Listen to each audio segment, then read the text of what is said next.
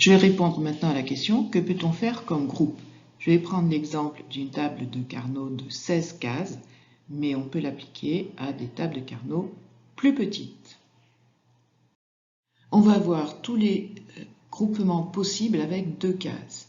On peut faire un groupe de 2 cases horizontales, et dans ce cas-là, les variables qui ne changent pas d'état sont A et B qui valent 0, donc A bar et B bar, et entre ces deux colonnes, c'est C qui vaut 0, donc C bar.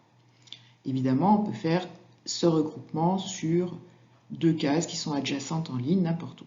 Donc ici, par exemple, on aura A bar BT. On peut aussi faire un groupement en colonne. Donc, entre ces 2 cases, ce qui ne change pas, c'est la variable A et les variables C et D, donc ACD. On peut aussi faire des groupements en colonne n'importe où, de 2 cases. Et enfin, on peut faire des groupements de cases adjacentes qui sont situées aux extrémités, donc évidemment sur cette ligne. Mais on peut faire la même chose sur cette ligne du bas, sur la deuxième ligne ou la première. Sur la troisième ligne, ce qui ne change pas, ce sont les variables A et B. Et entre cette colonne et celle-ci, ce qui ne change pas, c'est la variable D qui vaut 0, donc des barres, AB des barres.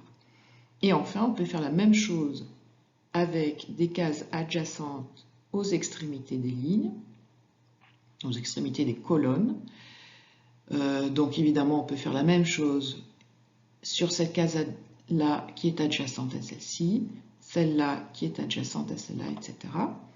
Et donc dans ce cas précis, ce qui ne change pas, c'est C et des barres, puisque D vaut 0.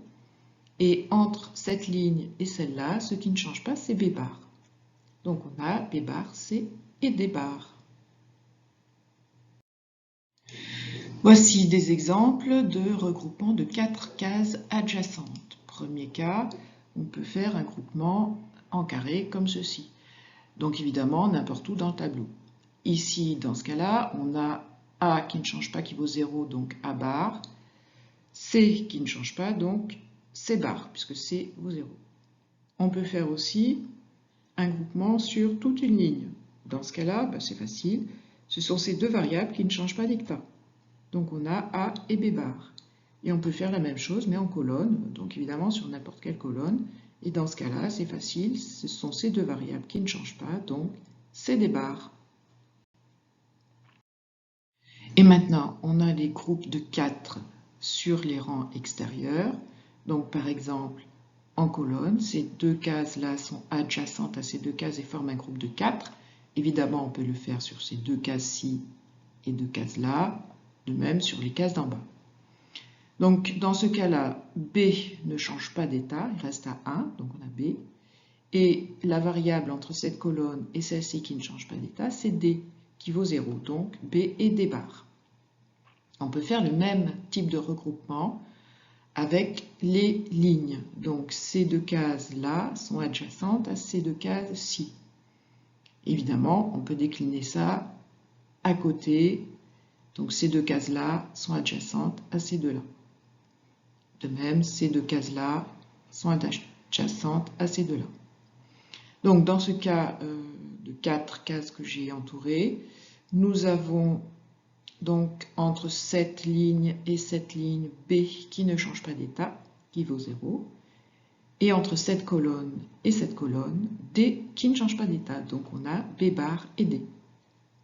Et enfin, dernier cas, c'est quand on prend les 4 coins, et dans ce cas-là, nous avons entre cette ligne et celle-ci, B qui ne change pas d'état, qui vaut 0, et entre cette colonne et celle-là, D qui ne change pas d'état et qui vaut 0. Donc on a B bar et D bar. Voici à présent les 2 types de groupes que l'on peut faire avec 8 cases.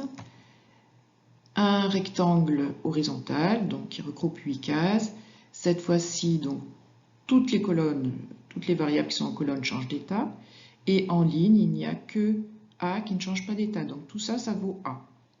Et enfin, on peut faire le même groupement en colonne. Donc par exemple ici, entre ces 2 colonnes, il n'y a que C qui change d'état. Et par contre, toutes les variables en ligne changent d'état. Donc tout cela, ce gros groupe fera C. Donc évidemment, on peut faire un groupe en colonne au milieu ou un groupe en colonne sur la gauche. Et même chose pour les groupes en ligne, il y en a 3 possibles. Et pour le fun, mais ça ne sert à rien, on peut faire un groupe de 16. Ça voudrait dire qu'il y a des 1 partout dans toutes les cases du tableau. Donc on fait un groupe de 16. Et là, forcément, cette simplification donnera 1.